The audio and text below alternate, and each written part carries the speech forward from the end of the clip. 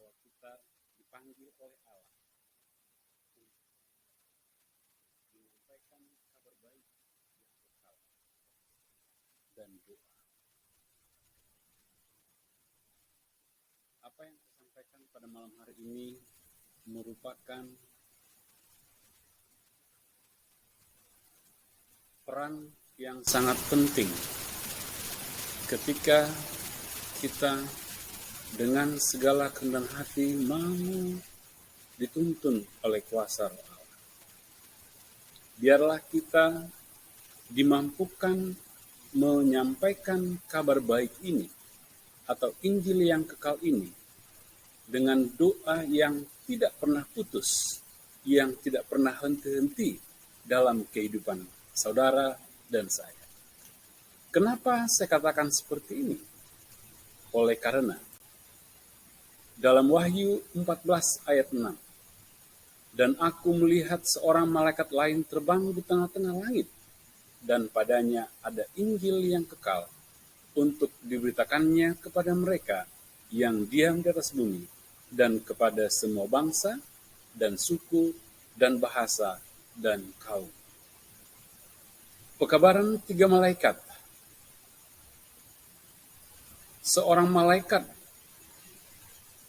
terbang di tengah-tengah langit, segera menyampaikan kabar baik, di mana kabar baik itu diberitakan kepada mereka, kepada saudara, kepada saya, kepada seluruh bangsa, suku, bahasa, dan kaum yang tinggal di muka bumi ini.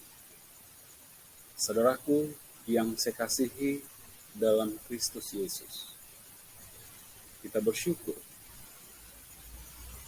bahwa kita dipanggil oleh Allah untuk terlibat aktif menyampaikan kabar baik lewat perangai, lewat perkataan, lewat perbuatan dalam keseharian. Suatu pekabaran yang sangat penting adalah Injil yang kekal. Kenapa saya katakan penting? Karena kabar baik tentang kehidupan Kristus yang penuh pengorbanan diri. Dalam pelayanannya yang penuh kasih, kematiannya yang menebus, kebangkitannya yang menghebohkan, pelayanan pengantaraannya sebagai imam besar, dan kemuliaan kedatangannya yang kedua kali. Inilah kabar baik yang harus segera kita sampaikan. Inilah yang dimaksud dengan Wahyu 14 ayat 6 tadi, Injil yang kekal itu. Pekabaran ini sangat penting, saudara. Seandainya kita sekarang tinggal, bukan seandainya, yang pasti kita tinggal di antara masyarakat luas yang notabene-nya berbeda agama, berbeda keyakinan. Ada yang mengatakan saya sudah mengenal Yesus, Allah SWT adalah yang saya sembah, dan sejenisnya. Tapi pertanyaannya, apakah kita benar-benar terpanggil? Apakah kita sudah menjadi saluran berkat bagi sahabat di mana kita tinggal? Pekabaran ini penting, saudara-saudaraku. Ada 6 hal yang perlu kita sampaikan lewat Injil yang kekal ini. Hal pertama, kabar baik tentang kehidupan Kristus, pengorbanan, pelayanan, kematian, kebangkitan, dan sebagai imam besar kita di surga.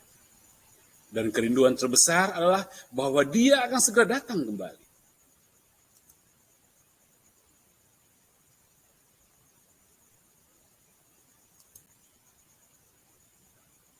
Perkataan Yesus adalah sebuah janji bahwa Injil kerajaan ini akan diberitakan di seluruh dunia.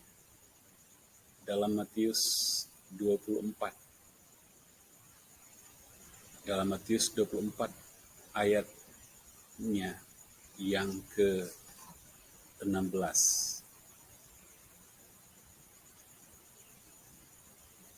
Apa pesan rohani yang disampaikan ayat ini kepada saudara dan saya?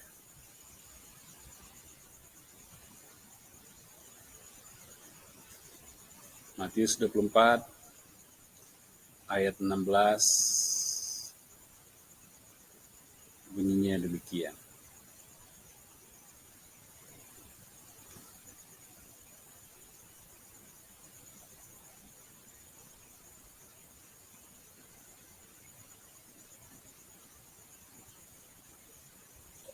Minta maaf. Matius 24 ayat 14. Dan Injil kerajaan ini akan diberitakan di seluruh dunia, menjadi kesaksian bagi semua bangsa. Sesudah itu barulah tiba kesudahannya. Injil kerajaan diberitakan di seluruh dunia. Jika di dunia di mana kita tinggal, di bumi yang mana kita pijak, kita tinggal ada 300 kakak. Dalam satu kakak itu ada 5 orang. Maka ada 1.500 jiwa. Dari 1.500 jiwa itu ada berapa orang yang sudah yakin, yang sudah pernah mendengar kabar baik itu. Ini menjadi perenungan buat kita bersama. Tugas utama kita adalah menyampaikan kabar baik itu. Pena Inspirasi mengatakan, sebelum terjadinya penghakiman Tuhan yang terakhir terhadap bumi, akan terjadi suatu kebangunan rohani ilahi di antara umat Tuhan yang belum pernah disaksikan sebelumnya sejak zaman para rasul. Roh Kudus dan kuasa Tuhan akan dicurahkan ke atas anak-anaknya. Pada waktu itu banyak orang akan memisahkan diri mereka dari gereja-gereja yang mana kecintaan terhadap dunia ini telah menggantikan kasih kepada Tuhan dan firman-Nya. Ini yang menjadi pergumulan kita bersama, saudara-saudaraku.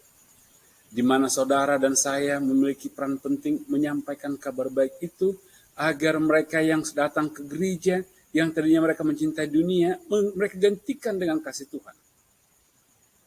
Mereka gantikan kasih cinta dunia itu menjadi cinta akan firman-Nya.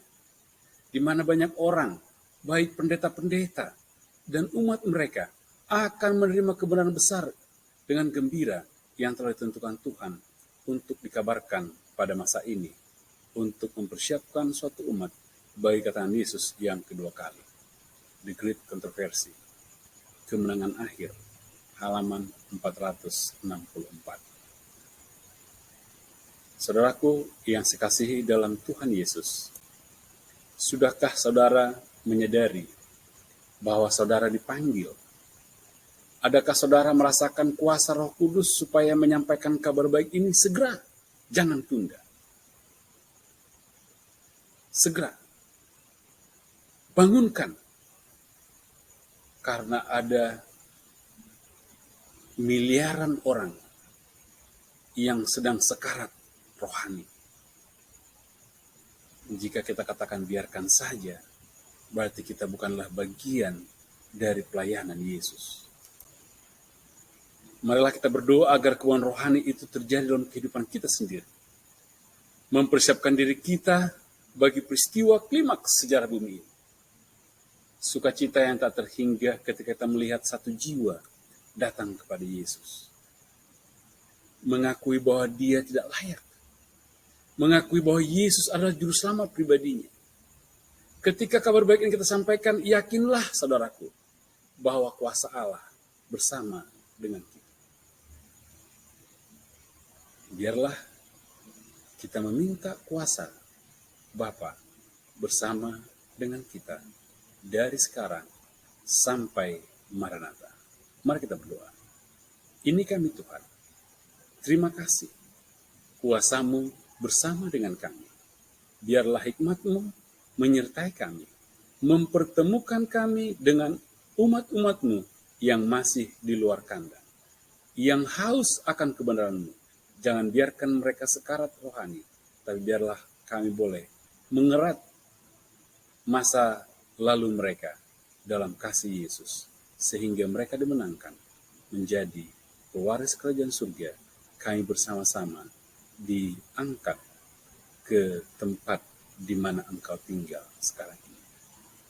Ampunkan Tuhan dosa pelanggaran kami, kehendak-Mu yang jadi. Di dalam nama Yesus, hamba-Mu berdoa. Amin. Shalom dan terima kasih.